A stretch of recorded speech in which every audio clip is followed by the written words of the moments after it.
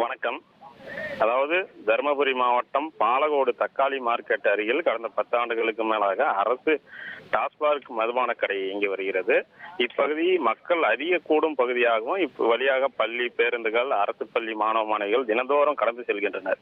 இங்கு மதுக்கடைக்கு வரும் மதுப்பிரியர்கள் தங்களது இருசக்கர வாகனங்களை சாலையிலே நிறுத்திவிட்டு செல்வதால் போக்குவரத்து பெரும் இடையூறாக உள்ளது. கூட்டம் கூட்டமாக சாலையின் ஓரத்தில் அமர்ந்து மது அருந்துவிட்டு பல தீய செயல்களிலும் ஈடுபட்டு வருகின்றனர்.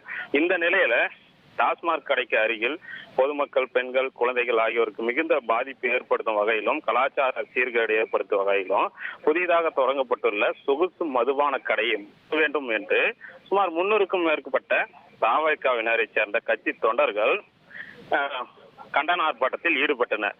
திடீரென நவீன மதுபான கூடத்தை உடனடியாக மூட வேண்டும் என்று அகற்ற வலியுறுத்தி தமிழக வெற்றி கழகத்தின் தொண்டர்கள் இந்த நவீன மதுபான கூடத்தை முற்றுகையிட்டனர். இங்கு கூடியிருந்த காவல்துறையிடம் திடீரென்று வாக்குவாதத்தில் ஈடுபட்டு பரபரப்பு ஏற்பட்டது. உடனடியாக அகற்ற வேண்டும் என்று தற்போது தரையில் அமர்ந்து போராடி வருகின்ற சம்பந்தப்பட்ட துறை அதிகாரி உத்தரவாதம் கொடுத்த பின்னரே தாங்கள் இங்கிருந்து செல்வதாக கூறி தரையில் அமர்ந்து போராட்டத்தில் ஈடுபட்டு வருகின்றனர்.